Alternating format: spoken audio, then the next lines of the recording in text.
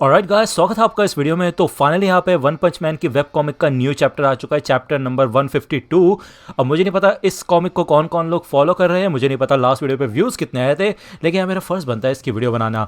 तो चलिए फिर ये वीडियो शुरू करते हैं, बाकी बातें वीडियो के एंड में भी कर सकते हैं। अब यार यहाँ पे मैं तुम्हें रिकैप वगैरह नहीं देने वाला, मुझे माफ़ करना, मैं नहीं दे पाऊंगा। लास्ट वीडियो देख लेना यार, क्योंकि रिकैप सच बताओ तो तब दूंगा ना जब मेरे को खुद याद होगा, मेरे को जो घंटा कुछ याद नहीं है, क्योंकि यार इतने महीने में तो एपिसोड आता है। एनीवे, चैप्टर की शुरुआत में यहाँ पे हमें मैककॉय का सीन दिखाया जाता है और उससे पूछताछ कर रहे होते हैं यहाँ पे फजी, ए और रियोमॉन, ये तीनों यहाँ पे शामिल होते हैं और मैककॉय को इन्होंने पकड़ के रखा होता है क्योंकि मैककॉय ने धोखाधड़ी की है। ठीक है, बेसिकली वो ट्रेटर साबित हो चुका है इन लोगों के सामने, क्योंकि इसने लास्ट चैप्टर्स में मेटल बैट को भगाने की कोशिश की थी, क्योंकि मेटल बैट को कैद करके रखा हुआ है। ठीक है, तो ये लोग यहाँ पे मैककॉय से पूछते हैं कि तो बताओ फिर हमें मिस्टर हीरो एसोसिएशन स्पाई, तो तुम हमें ये क्यों नहीं बता देते कि हीरो एसोसिएशन का क्या प्लान है। तो मैककॉय कहता है मुझे कुछ नहीं पता, सच में कुछ नहीं पता मेरे को, मुझे तो बस मन में ऐसा आया कि ये बहुत खतरनाक घड़ी है और इस समय मेटल बैट हमारी मदद कर सकता है, इसलिए मैंने उसको छुड़ाने की कोशिश की। अब याद होगा आपको, पूरे शहर में रोबोट्स फैल चुके हैं, है कि नहीं। तो उस सिचुएशन की यहाँ पे मैककॉय बात कर रहा है। एक कहता है कि तो तुमने मास्टर फजी के डिसीजन को इग्नोर किया, ठीक है, और खुद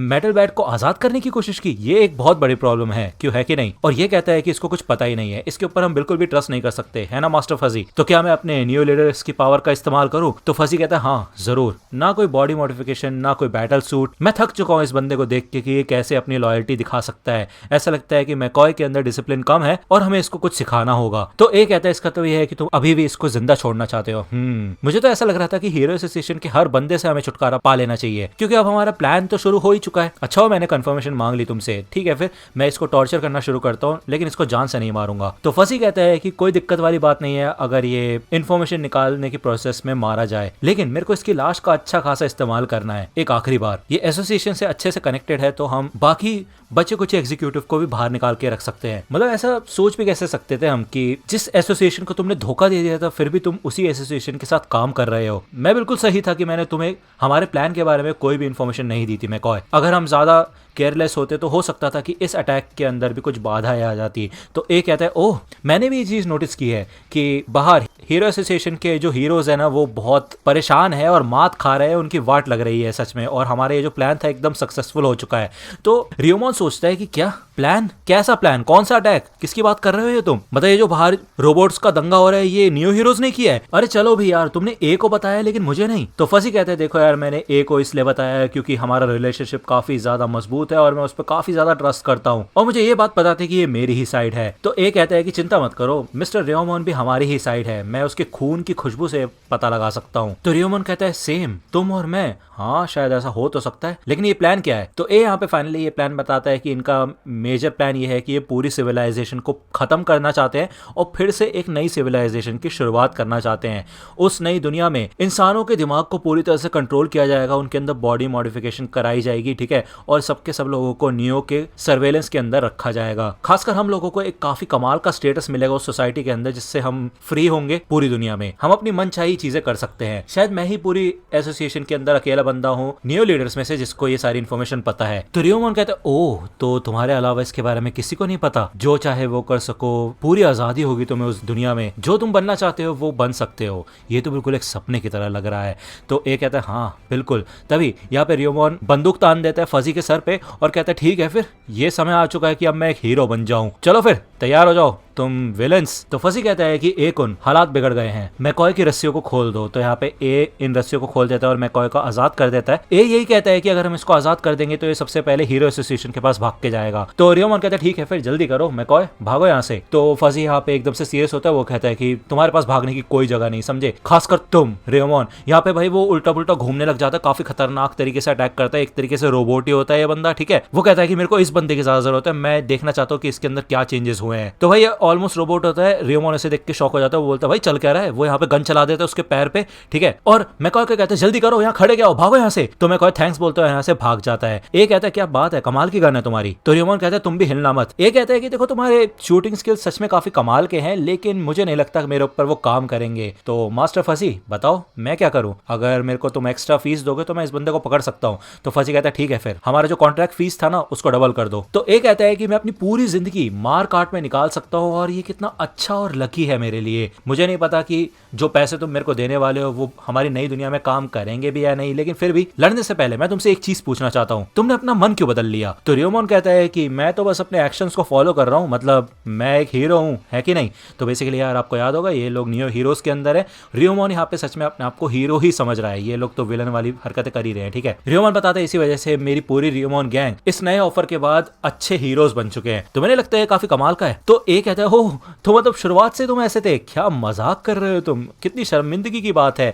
मतलब तुम जैसा घटिया गुंडा जो कि पुरानी दुनिया में बहुत मारकाट करता था, बहुत दंगे मचाए जिसने, उससे क्या लगता है कि अब वो यहाँ पे नियो हीरोज में आके एक नई जिंदगी की शुरुआत कर सकता है, हीरो हीरो खेल सकता है? ऐसा लगता है कुछ ज्यादा ही सोच रहे हो बेटा तुम। मेरे ख्याल से तो इस समय तुम्हें बुरे बुरे सपने आने चाहिए उन लोगों के बारे में जिनको तुमने बेरहमी से मार दिया होगा, तुम्हें नहीं लगता? तो रियोमोन कहता है तुम्हारी तरह नहीं हूं मैंने आज तक कभी भी किसी सिविलियन के ऊपर हमला नहीं किया। तो एक कहता है कि अच्छा तो तुम उस टाइप के गुंडे हो जिसको लाखों गुनाह करने के बाद भी कोई शर्म नहीं आती, है कि नहीं? वैसे हम दोनों की अगर कैपेबिलिटीज की बात करें तो तुम्हें पता है किसके पास एडवांटेज ज्यादा है? तो रियोमोन कहता है कि अगर मैंने वो सूट पहन भी लिया होता तो मुझे पता है कि मेरे को भी कंट्रोल कर लिया जाता। तो तुम्हें क्या लगता है मैं तुम्हारी तरह बेवकूफ हूं? तो आपको याद होगा यार नियो हीरोज में सारे लोगों को बैटल सूट्स दिए गए थे, तो रियोमोन ने वो सूट नहीं पहना था, इसी वजह से वो यहाँ पे अपने कंट्रोल में हो सकता था, वरना वो उनके कंट्रोल में आ जाता। इधर वो अपनी टी शर्ट फाड़ के फेंक देता है। ओके, वो बताता है कि मैं बचपन में सारे के सारे जो सेवियर्स होते थे, प्रोटैगनिस्ट होते थे मांगा के, पुलिस ऑफिसर होते थे ड्रामा के, पीस लीडर होते थे टेक्स्ट बुक में, वो सारे के सारे लोग जो बहुत मेहनत करते हैं सोसाइटी के अंदर, उनकी काफी ज्यादा इज्जत करता था। हमें दिखाया जाता है रियोमोन ने अपनी बॉडी पे एक ड्रैगन टैटू बना रखा होता है जो कि ड्रैगन जैसा लग नहीं रहा होता। ओके, रियोमोन बताता है इसी वजह से मैंने शुरुआत से ही किसी को बैटल सूट का इस्तेमाल करते नहीं देखा और मैं खुद भी इस चीज में नहीं मानता हूँ। उस आदमी ने भी यही कहा था कि अगर तुम किसी आर्टिफिशियल चीज के ऊपर भरोसा रखोगे, निर्भर होगे,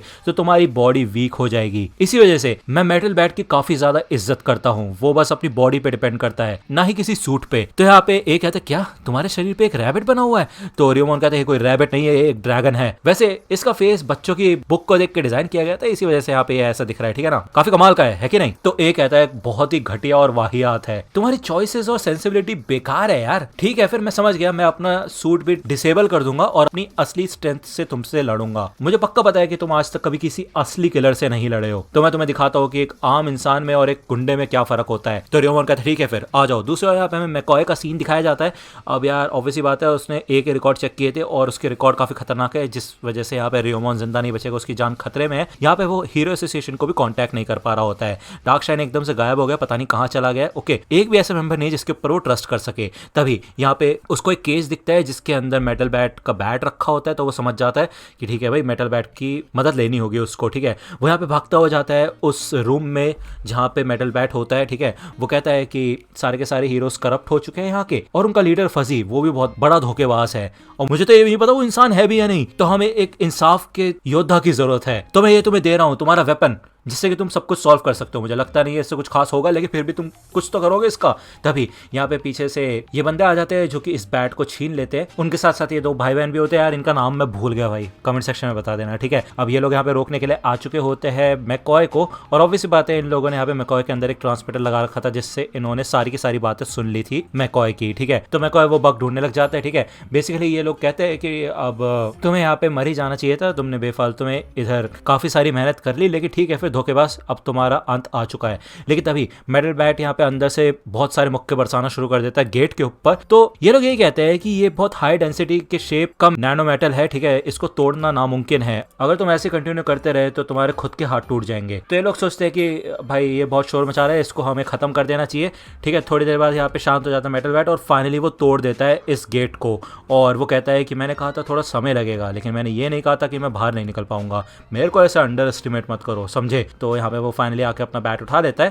तो यहाँ पे जब एलिमेंट देखती है कि भाई मेटल बैट ने अपना बैट उठा लिया लड़ने के लिए, तो वो उसे वार्निंग देती है और यही कहती है कि तुम्हें तो सिचुएशन पता ही है ना, इस सिचुएशन में हमने तुम्हारी फैमिली को बंदी बना लिया है, ठीक है ना, और उनकी सिक्योरिटी के लिए भी हमने कोई कसर नहीं छोड़ी है। तो अभी भी तुम अपना एटीट्यूड चेंज नहीं करोगे क्या मिस्टर बैट? तो मेटल बैट कहता है कि तुम्हें क्या लगता है ये फालतू बकवास पे मैं ट्रस्ट करूंगा? बेवकूफ, अगर मेरा थोड़ा सा भी कॉन्टैक्ट टूटता ना मेरी फैमिली के साथ, तो मेरे जो अंडरलिंग्स है वो एक्शन में आ जाते और उन्हें पता है कि उन्हें क्या करना है, वो मेरी फैमिली को पहले ही इवैक्यूएट करवा चुके होते। तो डेस्ट्रो कहते क्या सबऑर्डिनेट्स, इसका तो कोई डेटा हमारे पास है ही नहीं। मेटल बैट कहता है हाँ वो बी और सी क्लास के हीरोज है, वुडन प्लैंक और आयरन पाइप। हीरो एसोसिएशन के अंदर भी उनको कोई नहीं जानता। एक पॉइंट पे आके वो खुद मेरे डिसाइपल्स बन गए थे, तो ऐसे लोगों को कौन ही रिकॉर्ड रखेगा। तो एलिमेंट कहती है अच्छा लोअर क्लास के हीरोज, वो तो अभी तक मर चुके होंगे बेचारे, वैसे भी ऐसे लल्लू पंजों का कोई भी काम नहीं है ऐसे कमजोर लोगों का। तो मेटल बैट कहता है कि मैंने उन्हें काफी खतरनाक ट्रेनिंग दी है। तो एलिमेंट कहती है कि ऐसा हो ही नहीं सकता कि सिर्फ मामूली ट्रेनिंग से लोग हद से ज्यादा ताकतवर बन जाए। तो मेटल बैट कहता है कि तुम्हें बिल्कुल भी समझ नहीं आ रही ये चीज, और ये तुम कभी अपनी पूरी जिंदगी में समझ भी नहीं पाओगी। दूसरी ओर यहाँ पे हमें वुडन प्लैंक का सीन दिखाया जाता है, मतलब इन दोनों का, वुडन प्लैंक और आयरन पाइप। बेसिकली इनकी यहाँ पे बहुत बुरी तरह से वाट लग चुकी होती है। वुडन प्लैंक यही कहता है कि हमने मेटल बैट के साथ इतनी सारी ट्रेनिंग की, उसके बाद भी हमारी ये हालत हो गई, अब हम क्या करें, हमारी तो पूरी तरह से वाट लग चुकी है। यहाँ पे बहुत सारे बंदे खड़े होते हैं। ओके, तो आयरन पाइप यही कहते हैं कि बस तुम्हारा शुक्रिया अदा है, हमें लगा था कि तुम नियो की साइड हो, लेकिन तुमने फिर भी हमारी जान बचाई, तुम्हारी वजह से हम इस शेल्टर में पहुंच पाए। तो यार ये जो सारे बंदे होते हैं ना, ये रियोमोन गैंग के बंदे होते हैं और ये अपने बॉस का ऑर्डर फॉलो कर रहे होते हैं। अब आपको पता है रियोमोन तो एक सही बंदा है, सच में एक हीरो बनना चाहता है वो, इसी वजह से इन लोगों ने यहाँ पे इन दोनों की मदद की। ये लोग बताते हैं कि इन्होंने अपने बॉस के ऑर्डर पे सारे के सारे बैटल सूट्स को उतार के फेंक दिया और अपनी पूरी शिद्दत से ये लोग मेटल बैट की फैमिली को प्रोटेक्ट करना चाहते हैं। अब यहाँ पे मेटल बैट की छोटी बहन भी शामिल होती है। ओके, ये सबके सब लोग यहाँ पे एक शेल्टर में होते हैं, लेकिन इनको पता होता है कि ये शेल्टर भी सेफ नहीं है। अब यहाँ पे मेटल बैट की छोटी बहन यही सोच रही होती है कि उसके भाई ठीक हो गए या नहीं। अब ये सबके सब लोग यही बात करते हैं कि यार अगर रोबोट्स इस शेल्टर को तोड़ के अंदर घुस आते हैं तो इनको उससे लड़ना होगा, ठीक है, और कोई चारा नहीं है इनके पास। आयरन पाइप भी ये कहता है कि इस समय जरूर मेटल बैट भी लड़ रहे होंगे, और बाकी सारे बंदे सोच रहे होते हैं कि क्या उनके बॉस सही होंगे या नहीं, बाहर क्या चल रहा है, फलाना ठिकाना। ओके, काफी खतरनाक सिचुएशन है। दूसरे यहाँ पे हमें फिर से मेटल बैट का सीन दिखाया जाता है। वो कहता है कि कोई बात नहीं, मैं फिर भी तुम्हारी धज्जियां उड़ा के रख दूंगा, ना ही तुम मेरे को बेवकूफ बना सकते हो और ना ही मैं तुम्हें यहाँ से जाने दूंगा। तो डेस्ट्रो कहता है कि फिर तो हमें इसको जान से मार देना चाहिए, क्यों है ना। तो एलिमेंट कहती है हाँ जरूर, वैसे भी इसकी बॉडी पूरी तरह से डैमेज हो चुकी है और हम इसे साइबॉर्ग तो बना नहीं सकते, तो कुछ कर भी नहीं सकते। तो ये लोग यहाँ पे इन दोनों रोबोट्स को भेजते हैं, ठीक है, रोबोट्स तो नहीं है, बेसिकली वही बंदे हैं यहाँ पे जिनको नियो हीरोज अब कंट्रोल कर रहे हैं। और एलिमेंट कहती है देखते हैं तुम अभी इस स्टेज के अंदर कितने ज्यादा ताकतवर हो, लेकिन यहाँ पे मेटल बैट आराम से इन दोनों की वाट लगा के रख देता है। एलिमेंट कहती है कि जैसा कि हीरो एसोसिएशन के क्लासिफाइड डेटा में रिपोर्ट्स थी, तुम्हारी बॉडी पे जितना ज्यादा डैमेज पड़ता है, जितनी ज्यादा इंजरीज होती है, उतने ज्यादा तुम ताकतवर हो जाते हो। ये बेसिकली एक एड्रेनलिन रश है जो कि जिंदगी और मौत के समय पे आता है, या फिर मैं कहूँ कि जब एक चूहा कोने में फंस जाता है बिल्ली के सामने, तो वो बिल्ली को ही काटने की कोशिश करता है, बस इतनी सी बात है। तो डेस्ट्रो कहता है कि ये काफी यूनिक चीज है, लेकिन तुम सच में एक नौसिखिया हो जो कि असलियत में कुछ भी नहीं कर सकते। तो वो यहाँ पे जब आगे बढ़ते हैं मेटल बैट के ऊपर हमला करने के लिए, तो मेटल बैट भाई बैट मारता है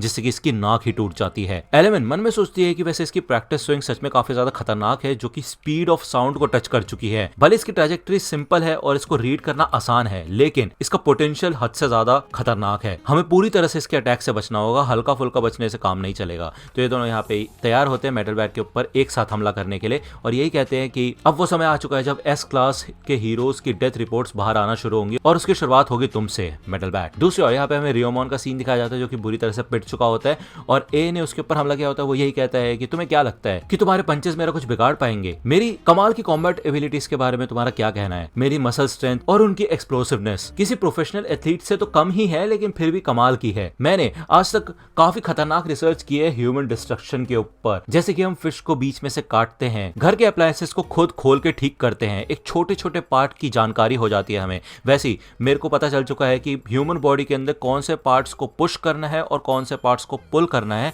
जिससे कि पूरी बॉडी को तोड़ा जा सके। इसे कहते हैं स्ट्रक्चर्ड वायलेंस। एक बार मैं तुमसे निपट लूं तो मैं कुछ ट्राई करना चाहता हूं। मैं काफी समय से ट्राई कर रहा हूं कि मैं किसी को जान से मारने की कोशिश करूं ऐसे चीजों से जो कि रोजमर्रा में इस्तेमाल होती है, जिनको हम डेडली वेपन्स भी नहीं कह सकते, जैसे कि चॉपस्टिक हो गई, क्लोथ स्पिन हो गई, प्लास्टिक बॉटल हो गई, कॉपी पेपर हो गया, स्किन केयर लोशन हो गया। और हाँ, मैं इनसे लोगों की जान लेने में सक्सीड हुआ, और ये मेरी जिंदगी की सबसे बड़ी ट्रॉफी है। और इस बार मैं अपने आपको एक चैलेंज देता हूँ, एक टिश्यू पेपर। मैं इस टिश्यू पेपर से देखता हूँ कि तुम्हारी जान कैसे ले सकता हूँ। तभी यहाँ पे इस टिश्यू पेपर को फाड़ के एक मुक्का आता है भाई, और रियोमोन ने काफी खतरनाक अटैक किया होता है उसके मुंह पे। वो कहता है कि ये जो मेरा टूटा हुआ हाथ है, ये भी एक काफी खतरनाक वेपन है। और जो तुम बात कर रहे हो ना रैम्पेजिंग वायलेंस की, वो तो भाई सच में काफी बेकार है यार। मतलब क्या लॉजिक है ये बेवकूफ कहीं के। मैंने अब तुम्हें नीचे गिरा दिया और अब ये लड़ाई शुरू हुई है। अब यहाँ पे भाई ए का जो बैटल सूट होता है वो एक्टिवेट हो जाता है। तो रियोमोन कहता है हे ए संभाल के, तुम्हें पता होना चाहिए कि इस चीज के अंदर काफी खतरनाक दिक्कत है। ये जो तुम्हारा super human transformation action suit है ना, ये अंत में सिर्फ किराए की ताकत है। ये तुम्हारी खुद की ताकत नहीं है। फिर चाहे तुम गाड़ी को उठा के फेंक दो, पूरी बिल्डिंग को तबाह कर दो, कुछ भी हो जाए, लेकिन तुम बच्चों और जानवरों को प्यार से ट्रीट नहीं कर पाओगे। फिर चाहे तुम एक ह्यूमन वेपन बन भी क्यों ना जाओ, तुम एक हीरो कभी नहीं बन पाओगे। फिर चाहे तुम कितनी भी मार धाड़ कर लो, तुम्हें बिल्कुल भी पेन महसूस नहीं होगा। किसी को मारने के बाद हमारे खुद के हाथ में दर्द होता है, वो तुम कभी भी फील नहीं कर पाओगे। वो दर्द ही है जो हमें बताता है कि हमें वायलेंस नहीं करनी चाहिए, लड़ाई झगड़े से दूर रहना चाहिए। और आज की दुनिया में हमारे ऊपर कंट्रोल होना जरूरी है। तो मेरी बात ध्यान से सुनो। इस तरीके के लोग ही सबसे पहले मॉन्स्टर्स बनते हैं। तो कहता है अच्छा, तो मतलब पहले तुम ये सब बकवास नहीं कर रहे थे, तुम सच में एक अच्छे इंसान बन चुके हो, क्यों है ना? मतलब तुम इतने बड़े हो गए हो, इतनी जिंदगी जी ली है तुमने, लेकिन तब भी तुम्हें ये बात समझ नहीं आई कि ये इंसानों के अंदर है, ये ईवल। इसी वजह से शायद तुम ये सोच भी नहीं सकते कि तुम्हारे साथ अब क्या खतरनाक चीजें होने वाली हैं। तुम्हें ये भी नहीं पता कि एक इंसान को कितनी तरीके से तोड़ा जा सकता है। जब तक वो जिंदा रहे और उसकी सांसें चलती रहे, उसको खतरनाक दर्द मिल सकता है। और तुम अब यहाँ पे अपने हाथों की बात कर रहे हो कि तुम्हारे हाथ में कैसे पेन होता है, बेवकूफ कहीं के। फिर चाहे तुम्हारे आंखों के आंसू क्यों सूख जाए, तुम्हारा गला छिल क्यों ना जाए, ये मार धाड़ अब नहीं रुकने वाली। एक मोमेंट ऐसा आएगा जब तुम्हें समझ आ जाएगा कि ये जो तुम्हारी हड्डियां और नसें हैं ना, ये सिर्फ डेकोरेशन के लिए है। मैं तुम्हारी आत्मा को भी यहाँ से बच के नहीं जाने दूंगा। तो भाई यहाँ पे ये तो काफी ज्यादा सीरियस हो गया होता है लड़ने के लिए, यहाँ पे पूरी वाट लगाने के लिए तैयार होता है वो रियोमोन की। रियोमोन कहता है तुम्हें क्या लगता है कि मेरे को इस चीज से डर लग रहा है? क्या बात है, ऐसा लगता है कि मैं बिल्कुल सही कर रहा हूँ इसका मतलब। फजी कहता है कि एकदम से इस बंदे के अंदर एक डेवलपमेंट और बिहेवियर पैटर्न दिखने लगा है, क्या ये एक ह्यूमन एरर है? तो यार ये दोनों अब लड़ना शुरू करेंगे। बट यार सच बताऊं ना, मैं कनेक्ट नहीं कर पा रहा इस स्टोरी से अब इस टाइम पे, क्योंकि यार काफी टाइम बाद ये चैप्टर्स आते हैं। अब यार तुम लोग तो वीडियोस देखते हो, भले तुम लोग भी वेट करते हो, लेकिन जो लोग एक बार में वीडियोस निपटा रहे होंगे वो ठीक से एंजॉय कर पा रहे होंगे, लेकिन मैं नहीं कर पा रहा भाई, कनेक्शन टूट रहा है। ठीक है, एनीवे सोलो लिविंग की वीडियो के ऊपर काफी अच्छा खासा रिस्पॉन्स आ रहा है, तो मैं उसको कंटिन्यू रखूंगा, चिंता करने वाली कोई बात नहीं है।